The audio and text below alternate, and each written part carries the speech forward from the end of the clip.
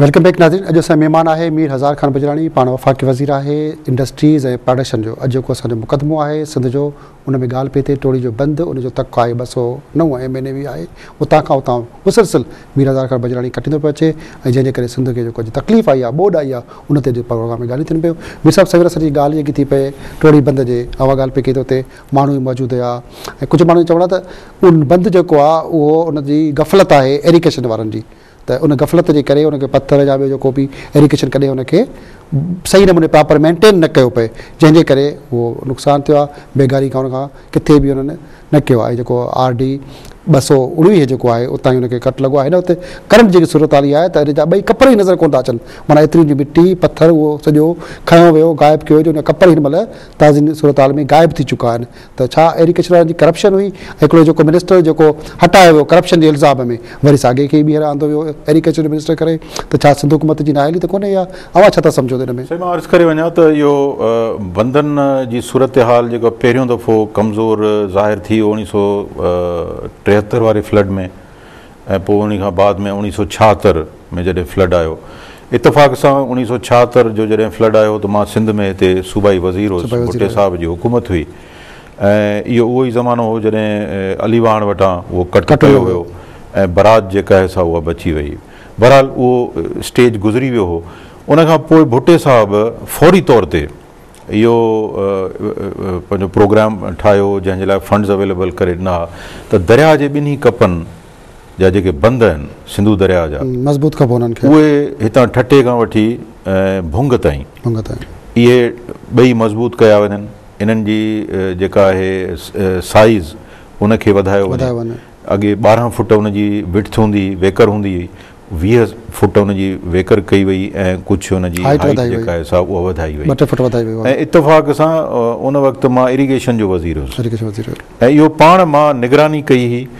ऐं मां पहिरियों सिंध जो इरीगेशन जो मिनिस्टर हुउसि जेको ठटे खां वठी भुंग ताईं ॿई पासा दरिया जो उहो बंदि हलदड़ कम में जीप में सफ़र कयो। मूंखे कई ॾींहं लॻा, ऐं ॿई बंदि पाण मां इंस्पेक्ट कया हुआ। ऐं इहो कमु 5 जुलाई 1977 जॾहिं मार्शल लॉ लॻी हुई ऐं भुट्टे साहिब जी हुकूमत ख़तमु थी वई, त उन ताईं घणे भाङे कमु जेको हो सो कंप्लीट थी चुको हो। बाक़ी जेको थोरो घणो बचियो उन खां बाद फंड्स अॻे ई मौजूदु थी चुका। त उहो भुट्टे साहिबु हिकिड़ो तमामु एॾो बहितरीनु कमु करायो हो बंदनि जो उन खां पोइ यानी बंदनि जे टुटण जो इम्कानु घटिजी वियो हुयो। ऐं उन खां पोइ मुसलसल हर साल इरीगेशन डिपार्टमेंट खे इन जी मेंटेनेंस लाइ, इन जी स्ट्रेंथ क़ाइमु रखण जे लाइ, जिथे वीक पॉइंट्स आहिनि उन्हनि खे वधीक मज़बूत बनाइण जे लाइ बाक़ाइदा बजट रखी थी वञे पई। हाणे उहा इस्तेमालु केतिरी थी आहे, कीअं थी आहे, इहो ख़ुदि हिकिड़ो वॾो क्वेश्चन मार्क आहे। माण्हू हिन ते आङुरियूं खणनि था पिया, ऐं काफ़ी माण्हुनि जो इहो इल्ज़ाम आहे त उहा प्रॉपर तरीक़े सां न थी आहे ख़र्च, जंहिंजे नतीजे में बंदि। अवां छा था सम्झो त करप्शन आहे एरिगेशन में घणी? छाकाणि त करोड़ रुपया रिश्वत ॾेई माण्हू पोस्टिंग ते अचनि था, माना ज़ाहिर आहे पैसा छो ॾींदा? फ़रिश्तनि वारी सोसाइटी त असांजी आहे कोन जे असां चऊं त हुन में करप्शन न आहे। करप्शन यकीनन आहे, हर डिपार्टमेंट में आहे, पर उन करप्शन खे एतिरो बि माण्हू न खणी वञे जो इंसाननि जूं ज़िंदगियूं दाव ते अची वञनि। ऐं अॼु जेकॾहिं इन नेग्लिजेंस जे नतीजे में बंदि टुटो आहे, ऐं हेतिरा लखा माण्हू जेके आहिनि असांजा बंदनि ते दरबदर पिया आहिनि थिया, रस्तनि में कैंपुनि में वीचारा पिया आहिनि थिया, त आख़िर उनजो ज़िम्मेदारु कंहिंखे त बनाइणो पवंदो। तंहिंजे करे मां बार बार इहा ॻाल्हि कयां थो त इन जी हिकिड़ी जुडिशियल इंक्वायरी थिए, त उन में इहे ॿई पहलू कवर थी वेंदा। आया बंदि टोड़ियो वियो, उहा ॻाल्हि बि ज़ाहिर थी वई। बंदि टुटो, कहिड़े सबबनि जे करे टुटो, उहा बि ॻाल्हि ज़ाहिर थी वेंदी। त ॿिन्ही सूरतनि में आख़िर कंहिंजे मथां का रिस्पॉन्सिबिलिटी फिक्स त थींदी न, ऐं उन रिस्पॉन्सिबिलिटी फिक्स करण जे ई नतीजे में पब्लिक बि मुतमइन थींदी। जंहिंजा नुक़सान थिया आहिनि, जंहिंजूं जानियूं ज़ाया थियूं, माल विया, मता लुड़ी विया, उहे बि मुतमइन थींदा। ऐं असांजे मथां जेको इल्ज़ाम आहे उन इल्ज़ाम खे बि असां पंहिंजे दामन तां धोई सघंदासीं त न असां हीअ इंक्वायरी कराई ऐं उन जे नतीजे में हीअ रिज़ल्ट आयो। उनजो इंक्वायरी जंहिं ॻाल्हि पिया कयो, पाकिस्तान जे अंदरि शहीद ज़ुल्फ़िकार भुट्टे जो क़तल हुजे और जेको अदालती क़तल खां पोइ जेके बि क़तल थिया आहिनि लियाकत अली ख़ान मोहतरमा बेनज़ीर भुट्टो जहिड़ी अज़ीम लीडर जो जेको जंहिं तरीक़े सां शहादत थी इंक्वायरी बि जुड़ियूं यूएन जी रिपोर्ट में अची वई सभु कुझु ईंदो आहे त छा बंद ते अहिड़ी का इंक्वायरी अची वेंदी जो इंसाफ़ मिलंदो इंक्वायरी अॼु ताईं को बि को फ़ाइदो त कोन पहुतो ख़ामोश थी वियूं ऐं इहा आर्ग्यूमेंट ॾियूं त छाकाणि त अॻे का इंक्वायरी न थी आहे अॻे हिन जो को नतीजो न निकितो आहे तंहिं करे हे बि न करायूं ईअं न थींदो किथां त असांखे इब्तिदा करणी आहे का त इंक्वायरी थींदी न हक़ जी आवाज़ हमेशह बुलंद रखिजे ऐं उहो बार बार दोहराइजे अमल उन ते आख़िर यकीनन कंहिं न कंहिं ॾींहुं ज़रूरु थींदो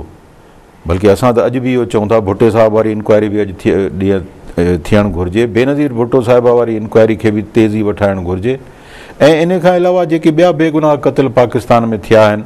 उन्हनि समूरनि जी बाक़ाइदा इंक्वायरी थिए उहे सियासी क़तल बि थिया आहिनि पाकिस्तान पीपल्स पार्टी में मीर मुर्तज़ा भुट्टो जो मर्डर हुजे शाहनवाज़ भुट्टो जो मर्डर हुजे गली खुदा बख्शी जी 4 क़बरूं अॼु बि पाकिस्तान पीपल्स पार्टी हुकूमत खां ख़ुदि इहो पुकार रही हुजे जेसिताईं इन्हनि जी इंक्वायरी न थींदी जेसिताईं सही जवाबदार गिरफ़्तार न थींदा या उन्हनि जा कम अज़ कम चेहरा बेनक़ाब न थींदा तेसीं इहे सिलसिलो बंदि न थींदो इहो सिलसिलो पियो हलंदो ऐं पाकिस्तान जूं जड़ियूं पियूं कमज़ोर थींदियूं तंहिं करे इहो लाज़मी आहे इहो ज़रूरी आहे त एॾे वॾे सानिहनि जी असां इंक्वायरी करायूं को बि वॾो सानियो थिए थो उन जी जुडिशियल इंक्वायरी थिए उन जूं फाइंडिंग्स अचनि ऐं उन ते अमल थिए ताकी आइंदा कंहिं बि माण्हू खे कंहिं बि इदारे खे कंहिं ऑर्गेनाइज़ेशन खे इहा जुरत न थिए त हू को एॾो ग़लति क़दम खणनि जंहिंसां पाकिस्तान जी जड़ूं जेके आहिनि से उहे कमज़ोर थियनि ग़लति क़दमनि जे हवाले सां मीर साहिब तव्हां ते हिकिड़ो इल्ज़ाम आहे तव्हां ठुल टोड़ायो आहे पर इन ते ॻाल्हि कंदासीं ठुल टोड़ा ते तव्हांजे मथां मुक़दमो आहे ठुल वासियुनि जे मुख़्तलिफ़ जेके उतां जा सियासी ऐं अवां जूं मुख़ालिफ़ धुरियूं आहिनि उनजो इल्ज़ाम आहे ठुल टोड़ण जे हवाले सां इन ते ॻाल्हि कंदासीं 15 ॾींहं ब्रेक खां पोइ नाज़रीन अॼु असांजो महिमान आहे मीर हज़ार खान बिजरानी पाण वफ़ाक़ी वज़ीर आहे सनअतुनि ऐं प्रोडक्शन जो साण सां खोड़ सारियूं ॻाल्हियूं करणियूं आहिनि त ठुल जेको इल्ज़ाम आहे ठुल वासियुनि जे मुख़्तलिफ़ माण्हुनि जो जेके मीर साहिब जा मुख़ालिफ़ आहिनि त ठुल मीर हज़ार खान बिजरानी टोड़ायो ऐं करमपुर पंहिंजो इलाइक़ो जेको आहे उहो बचायो ऐं ॿियनि इल्ज़ामनि जे हवाले सां टोड़ी जे हवाले सां प्रोग्राम सॼे मुक़दमे में ॻाल्हियूं हलनि पियूं पर वठी आहे ब्रेक खां पोइ खोड़ सारियूं ॻाल्हियूं कयूं मीर साहिब सां